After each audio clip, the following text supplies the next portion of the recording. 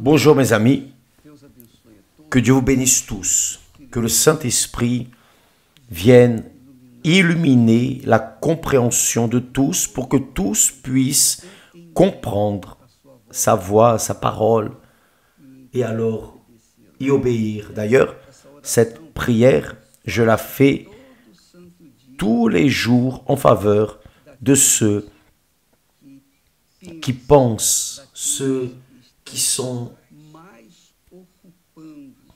en train d'occuper leur pensée avec le temple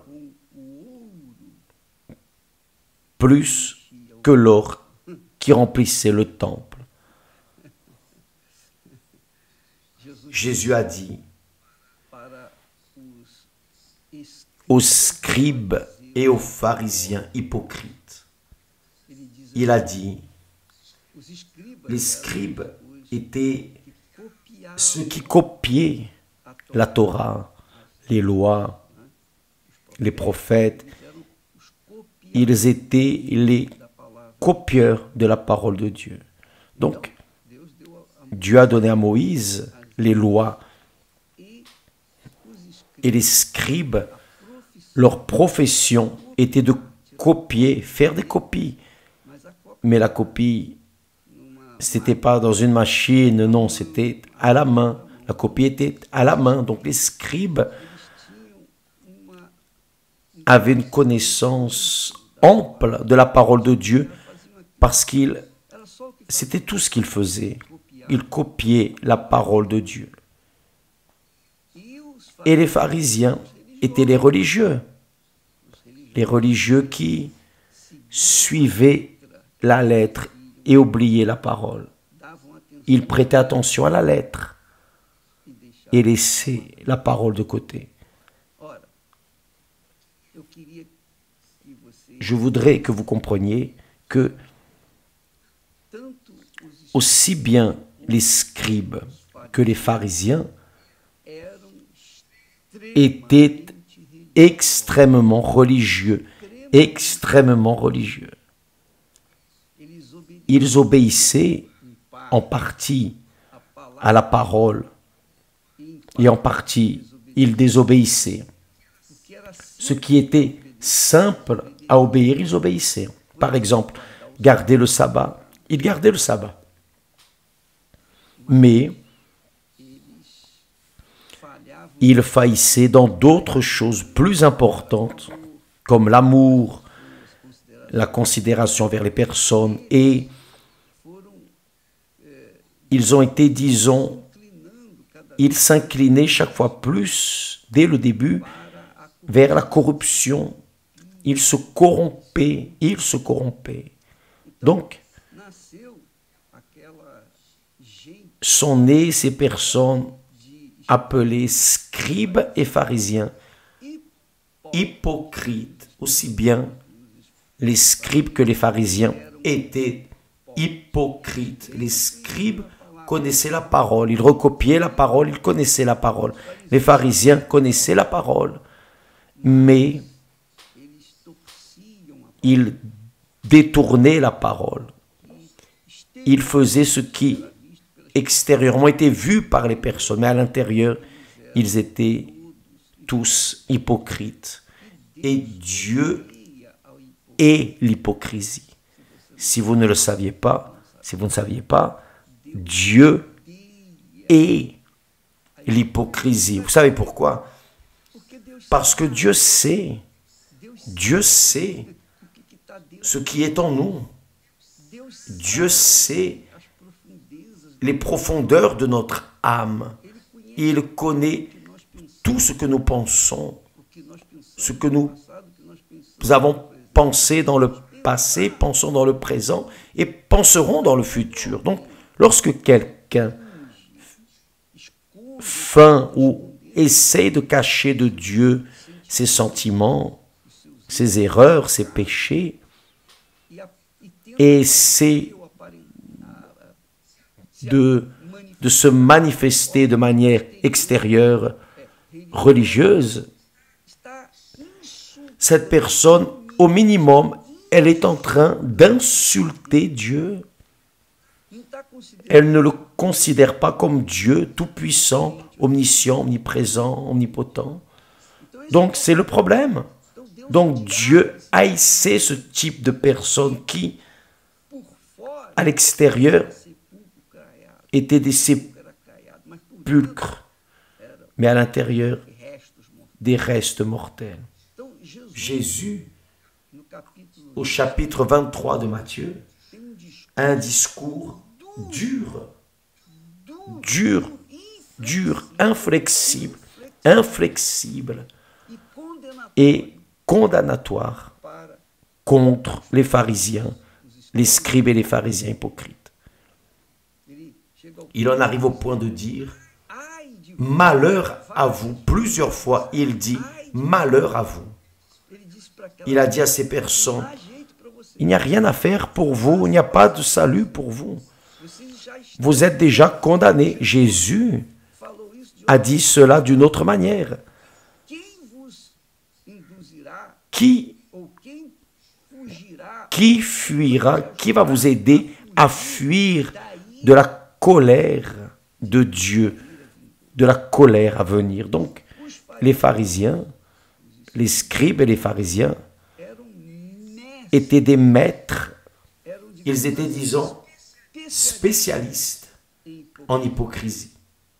Donc, les religions, naturellement, il y a beaucoup de personnes d'hypocrites dans les religions. Il y a des personnes sincères, bien sûr, mais les religieux de cette époque étaient extrêmement hypocrites.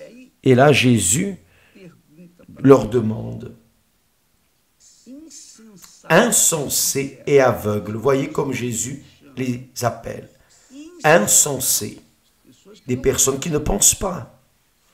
Vous savez que l'insensé, c'est la personne qui ne pense pas, qui utilise le cœur, l'émotion, utilise les sentiments. Et ce sont ces personnes qui se font mal. Ce sont ces personnes qui sont étranglées par l'enfer. Insensés et aveugles, qui n'arrivaient pas à voir. Et là, il pose la question, lequel est le plus grand, l'or ou le temple qui sanctifie l'or? Lequel est le plus grand? Et ensuite, il le demande, lequel est le plus grand? L'offrande ou l'autel qui sanctifie l'offrande? C'est l'autel qui consacre l'offrande. C'est le temple qui consacre l'or ou l'offrande ou l'or. À cette époque, il parlait de l'or qui couvrait tout le temple à l'intérieur. Donc, mes amis, dans cette question que Jésus pose, nous voyons clairement que lorsque la personne est sincère, elle valorise le temple. Quand elle est sincère, elle valorise l'autel. Mais lorsqu'elle est insensée, aveugle, c'est pour cela que je prie toujours je prie pour vous, pour que Dieu vienne illuminer la compréhension, pour que vous puissiez voir ce que Dieu veut faire avec vous. Parce que ces pharisiens et scribes hypocrites, malgré le fait de servir, entre guillemets, Dieu, malgré le fait de se dédier à la religiosité, étaient condamnés. Ils étaient déjà condamnés, même avec toute leur connaissance biblique. Où est-ce que je veux en arriver? D'ailleurs, pas moi, mais Dieu veut nous montrer ici clairement. Il dit la chose suivante, que tant que la personne n'a pas sa tête, sa compréhension, tant que la personne ne met pas sa compréhension comme prioritaire, parce que l'esprit, notre esprit, qui est notre intelligence, c'est lui qui doit diriger, conduire notre âme. pour que l'âme ne souffre pas. Et par conséquent, le corps remerciera. Donc, esprit, âme et corps. Lorsque le Saint-Esprit vient sur nous, c'est pour diriger notre esprit, pour donner la compréhension à notre esprit, pour que notre esprit vienne conduire notre âme, nos sentiments, pour que les sentiments alors viennent conduire notre corps. C'est ainsi, c'est l'ordre, c'est la discipline biblique. Mais malheureusement,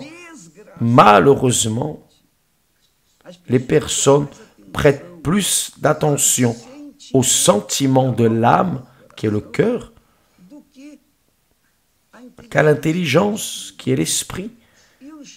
Et les religieux, les scribes et les pharisiens, même avec toute la connaissance biblique, même ainsi, ils prêtaient plus attention à l'âme, parce qu'à travers les yeux, ils ressentaient une immense attraction pour la richesse, pour l'or, pour les offrandes, pour les choses. Mais ces scribes et pharisiens dont Jésus parlait à cette époque étaient très riches. Où est leur richesse? Où sont-ils? C'est-à-dire, donc, mes amis, Dieu est venu au monde pour sauver votre âme. La priorité, c'est votre âme. Donc, pour que votre âme soit dans le lieu où elle doit être, elle doit prêter attention à la tête.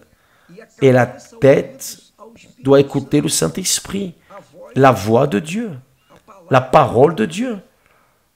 Donc, quand la personne est insensée, lorsqu'elle ne pense pas, elle agit avec le cœur. Et c'est la raison pour laquelle beaucoup qui me regardent en ce moment vivent une vie infernale, se sont mal mariés, quand il ne fallait pas, ont fait leur mauvais choix. Et quel est le résultat de cela? Une vie détruite, une famille détruite, des fêtes, le mari d'un côté, l'épouse d'un autre, ou plutôt des maris d'un côté, des femmes de l'autre, parce qu'ils se sont mariés plusieurs fois, des enfants de plein de femmes, des enfants sans référence, de père, de mère lancés dans la rue. Et c'est pour cela que les drogues remercient, les trafiquants remercient ce genre de choses, parce qu'ils consomment les drogues pour essayer d'étouffer l'âme. L'âme. Donc, mes chers amis, mettez votre tête à sa place, pensez, utilisez la parole de Dieu avec raisonnement, utilisez la foi avec intelligence. Dieu veut sauver notre âme. Et si vous essayez de sauver votre âme avec des fêtes, des divertissements, des loisirs, avec des musiques, si vous essayez de sauver votre âme en satisfaisant vos caprices, vos désirs, vous allez l'emmener en enfer. C'est cela. Et voyez, le corps meurt, l'esprit retourne à Dieu, c'est l'intelligence, la sagesse. Mais l'âme, non. L'âme vit pour toute l'éternité. Toute l'éternité. Et c'est pour cette âme que Jésus a donné son âme. Jésus a donné son âme pour sauver votre âme, non sauver votre esprit qui est déjà à Dieu, votre intelligence, non sauver votre corps, parce que le corps, Dieu montre, il va vieillir, il va se détériorer. Mais, et l'âme? Où va votre âme? Donc, lorsqu'il demande, lequel est le plus grand? L'or qui est visible, qui est attractif, attrayant, ou le temple qui sanctifie l'or. Lequel est le plus grand? L'offrande ou l'autel qui sanctifie l'offrande? Et si l'autel ne sanctifie pas l'offrande, l'offrande n'a aucune valeur. Rien, zéro. C'est la réalité. Quelle que soit la valeur. Si l'autel ne sanctifie pas, et pour que l'autel sanctifie l'offrande ne peut pas être n'importe laquelle. Donc, lorsque nous, mes amis, offrons notre vie sur l'autel, nous sommes en train de donner priorité à notre âme, qui est l'offrande, la plus grande offrande que Dieu désire recevoir, notre âme. Ici, Seigneur, voici mon âme, pour te servir, pour te suivre, pour obéir, pour sanctifier ton nom, grâce à Dieu. Demain, nous parlerons plus à ce sujet. Que Dieu vous bénisse et à bientôt au nom du Seigneur Jésus. Amen.